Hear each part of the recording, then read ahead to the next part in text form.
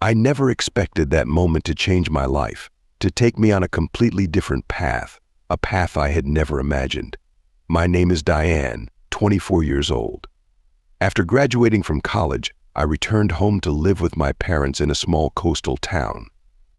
This is a place where everything carries the familiar breath of childhood, every tree branch, blade of grass, or the sound of waves lapping in the distance.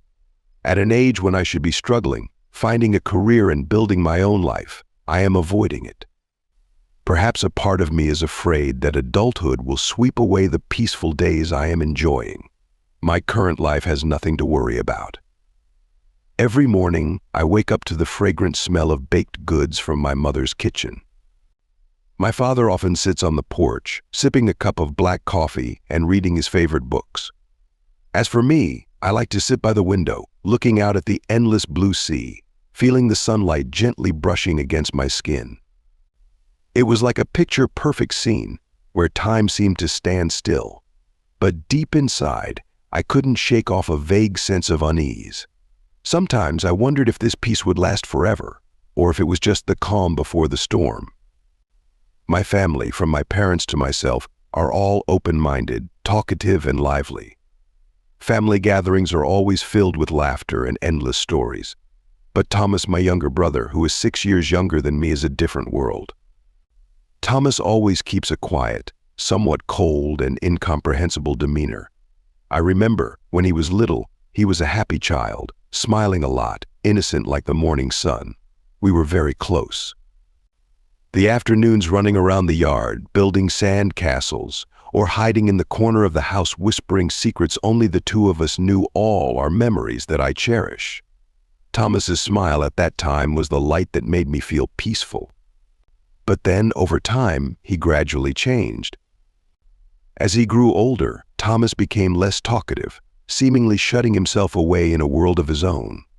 Even when the family was having parties or going on vacations, he kept a stoic face, as if everyone around him did not exist.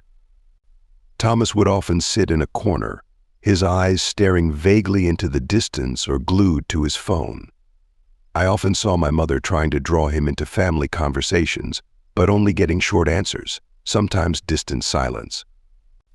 My father used to say he just needs time to find himself, but I couldn't help but wonder what had made Thomas like this. The distance between Thomas and I grew over the years. Our conversations became less frequent, only short sentences when we happened to meet in the kitchen or living room. There were times when I wanted to break the silence, to pull Thomas back to the brilliant world of childhood that we shared. But then I hesitated, as if I were standing in front of a door that I had no right to pass through. I was afraid, not afraid of Thomas, but afraid of touching something he wanted to hide. Afraid that I would destroy the wall he had tried to build around himself. Then the signs began to become clearer. At every family meal, while my father, mother, and I gathered together, chatting and laughing, Thomas's chair was often empty. The first few times, my mother would still call up the stairs, her voice full of gentleness, "Thomas, come down to eat."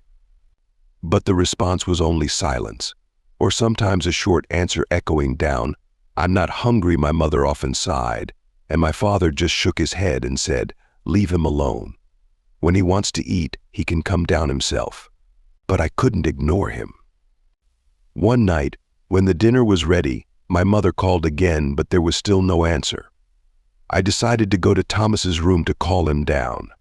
Walking up the familiar wooden stairs, I heard my footsteps echoing in the quiet space. When I stood in front of Thomas's door, I heard the sound of a game coming from outside. Actually, this was not unusual. Thomas often played games alone, immersed in a world that he could control, where no one would bother or judge him.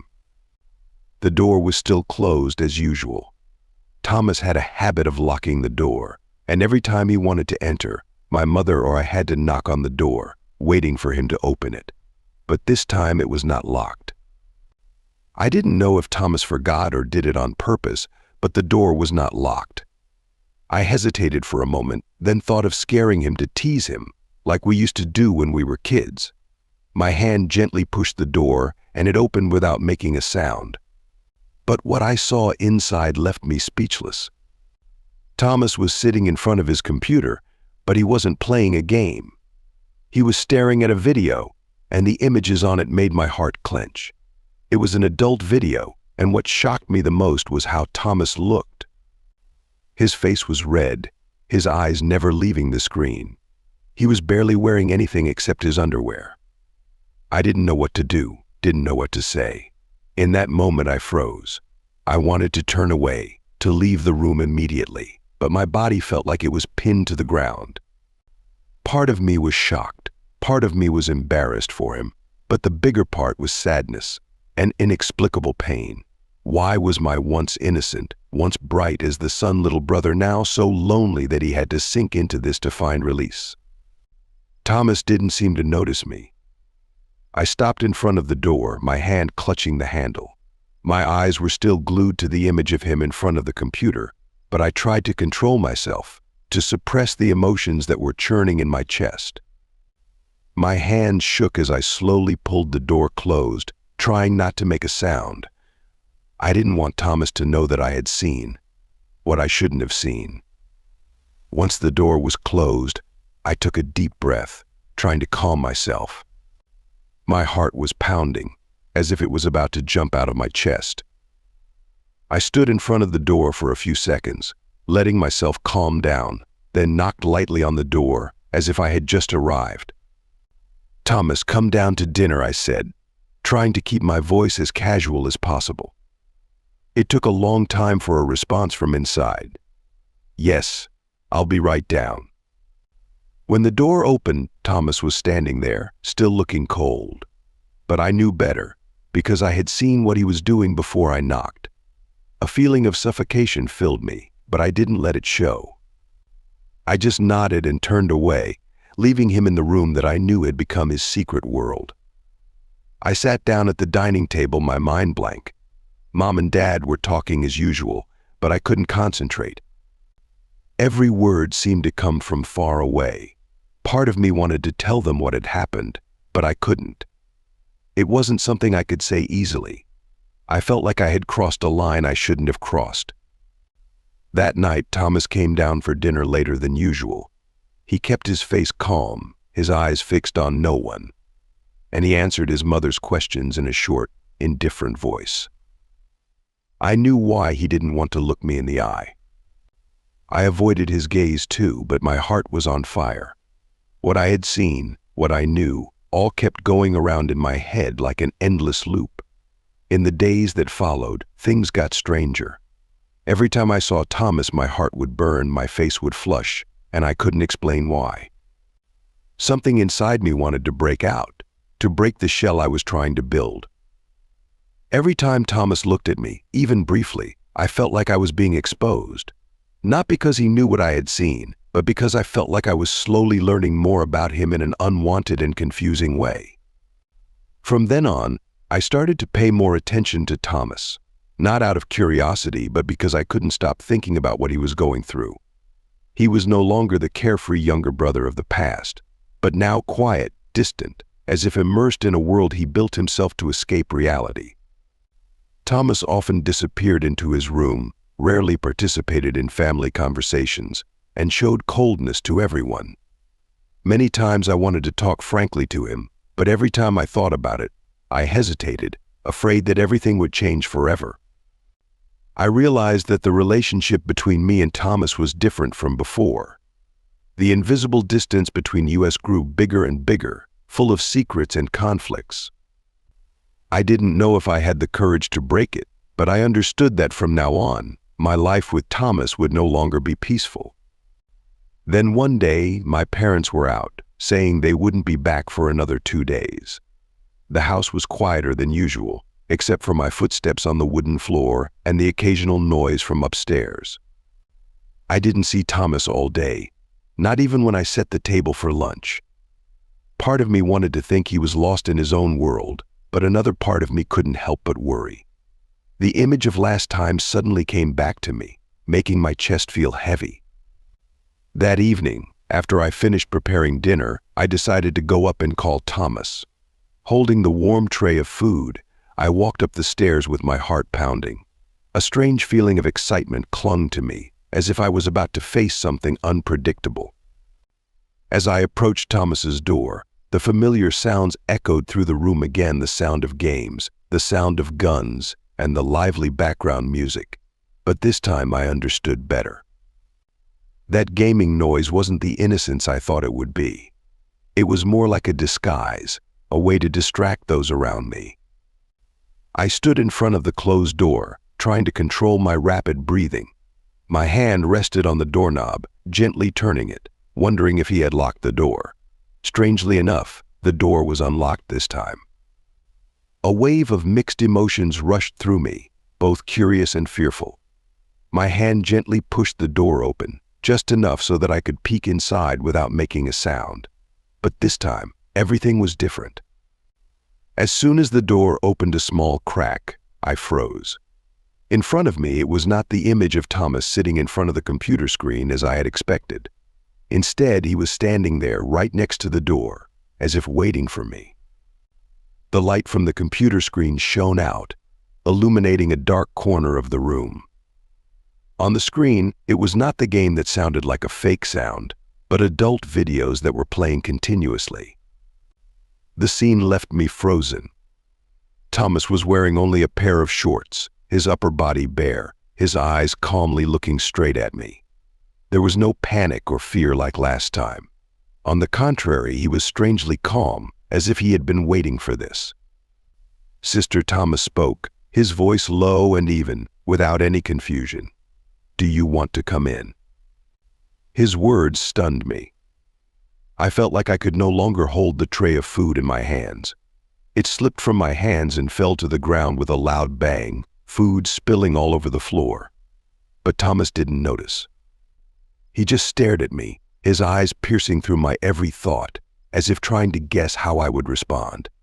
I wanted to say something to react, but my throat was tight. My heart was pounding, but not from fear, but from an indescribable feeling of chaos. I couldn't understand myself at that moment. Before I could do anything, Thomas stepped forward, his arm reaching out to grab my wrist. Cold, firm, he pulled me into the room, closing the door behind him. The space inside overwhelmed me. The room was unimaginably messy, completely different from what I thought of the little brother I once loved. Things were strewn everywhere, clothes strewn across the bed, empty soda cans scattered across the floor. Images continued to play on the computer screen, making it hard to believe that this was the world Thomas was immersed in. "Thomas, turn off the computer," I said, trying to keep my voice as calm as possible, but the tremor in my voice was unmistakable. Thomas didn't answer right away. Instead, I saw a small smile appear on his face, a smile I'd never seen on him before. There was something about his eyes and smile that made me feel uneasy, as if he were deliberately challenging me. A little ambiguous, a little playful. It made me shiver. But then Thomas stood up, still smiling. He walked over to the computer, slowly turning off the monitor. The room became strangely quiet, except for the sound of our soft breathing. I watched him, a jumble of emotions in my heart, confused, worried, and also something I couldn't name. Everything in Thomas's room made me unable to believe that this was my once cheerful, innocent little brother. Some part of me felt like I had lost the boy I once was, the one who once shone like the sun. And now I was left with a strange Thomas, full of mystery, and perhaps a lot of pain that he had never told me. Thomas suddenly rushed forward, wrapping his arms tightly around me. That action made me jump, completely unable to react. He buried his face in my shoulder, his voice hoarse and full of restraint. "I saw you." I couldn't take it anymore. Those words were like a shock to me, making me unable to believe what I had just heard. My heart was pounding, but I still tried to stay calm. I put my hand on Thomas's shoulder, trying to push him away. My voice stern, "Thomas, calm down. You can't be like this." But Thomas didn't listen. He squeezed tighter, his body shaking as if he was fighting with himself. "No, sister. I can't stop," he said. His voice choked, his eyes closed, as if he was caught in an uncontrollable flow of emotion. I started to panic. "Thomas, stop. "This isn't right," I said louder, my voice stern, but he still didn't let go. A feeling of suffocation and helplessness filled me. Thomas was no longer himself, as if he was sinking into a place where reason no longer existed. Finally, I had no choice but to shout, "Thomas, stop right now!" My shout echoed in the small room, like a thunder breaking the stifling atmosphere. He paused, his body stiff, then slowly let go of me. Thomas's face was now filled with confusion. He took a few steps back, avoiding my eyes. I could see the conflict in his heart, mixed with fear as he realized what he had done. I took a deep breath to calm myself, even though my whole body was shaking from what had just happened. "Thomas, sit down," I said, trying to keep my voice calm but stern. "We need to talk." Thomas hesitated for a moment, still not daring to look directly at me, but he finally sat down on the edge of the bed. I sat across from him, trying to steady my breathing and my emotions, looking at my brother in front of me, looking like a child who had just made a big mistake. I couldn't help but feel heartbroken. "Thomas, why are you like this?" I began, my voice soft but firm. "What's going on with you?" "I need you to tell me the truth." Thomas bowed his head, silent for a long moment, as if trying to sort out the chaotic thoughts in his head. Then, little by little, he began to tell. Thomas sat with his head bowed, his hands clasped together, as if trying to muster up the courage to speak. I waited, not urging, though my heart was still pounding from what had just happened. Finally he spoke, his voice low and trembling, as if each word was heavy. "I had no friends in class," he began, his eyes still not meeting mine. "No one wanted to hang out with me. No one talked to me. At first I thought it was just that I didn't fit in, but as time went on, I felt more and more alone. They looked at me like I was invisible. That feeling, you don't understand, it drove me crazy."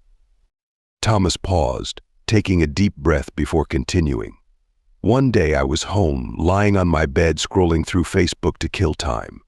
I came across a link to a website. I didn't mean to click on it, but I don't know why I was curious." He paused, his fingers clasped together, his shoulders shaking slightly. I could feel the difficulty in his words, but I stayed silent, letting him continue. "From then on, I started to change," he said, his voice choked. "At first, it was just curiosity, but then I found myself unable to stop. It was like something kept pulling me further and further away from everything. I started to withdraw, hide in my room, sink deeper into that world.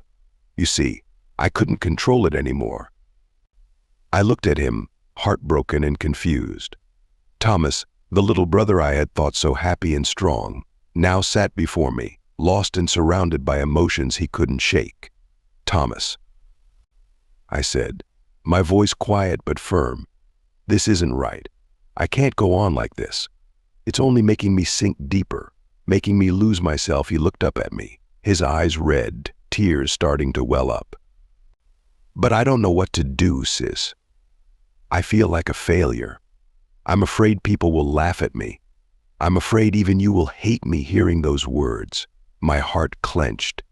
I couldn't imagine Thomas going through all this alone. I reached out and took his hand, squeezing it gently. "You're not a failure, Thomas. You're just lost. But you have to stop, right now. I'm here, and I'll help you." Thomas bowed his head, his shoulders shaking. "I'm sorry," he said, his voice choking. "I don't know what I did. I'm sorry I made you worry."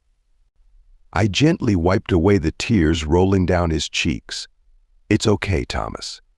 The important thing is that you have to try to change from now on.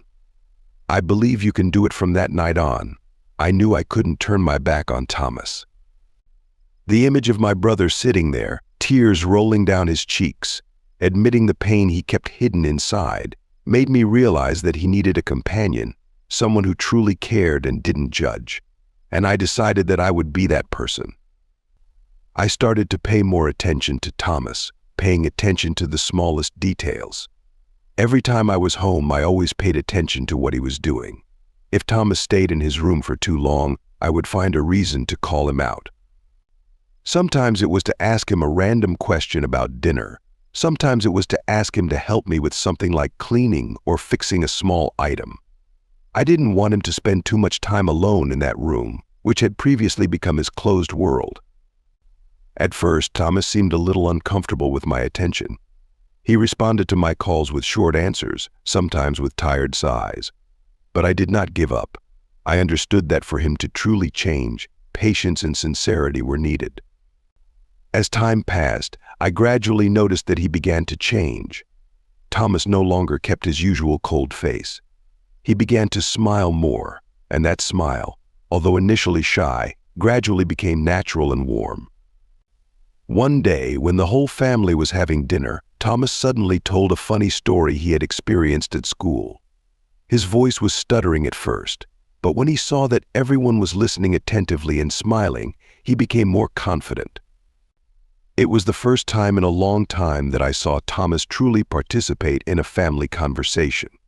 My parents' eyes lit up, and they did not spare praise for him. My mother smiled and said, "Thomas, you tell stories so gracefully. Next time, tell me more." My father patted him on the shoulder and encouraged him. "That's right. Keep being confident, Thomas. You're good." Those compliments, I know, had a big impact on Thomas.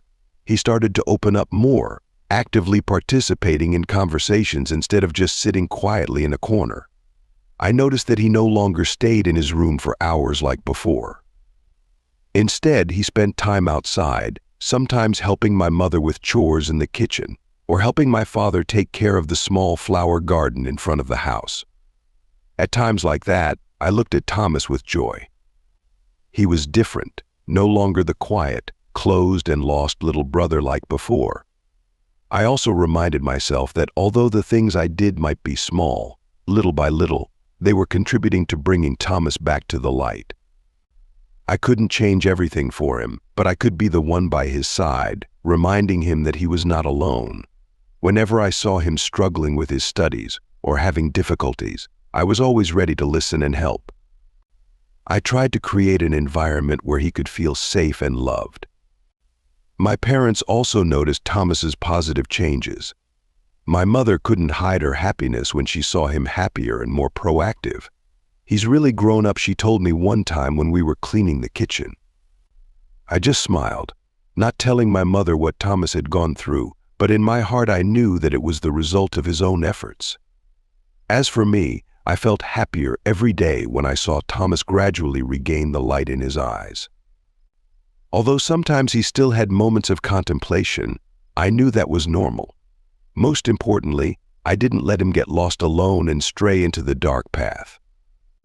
I know this journey is still long, but I believe that with the care and love of my family, Thomas will continue to change, continue to mature and find himself. And no matter what, I am always ready to be by his side, as a sister and a companion in life. Thomas' life, after stormy days, finally returned to peace.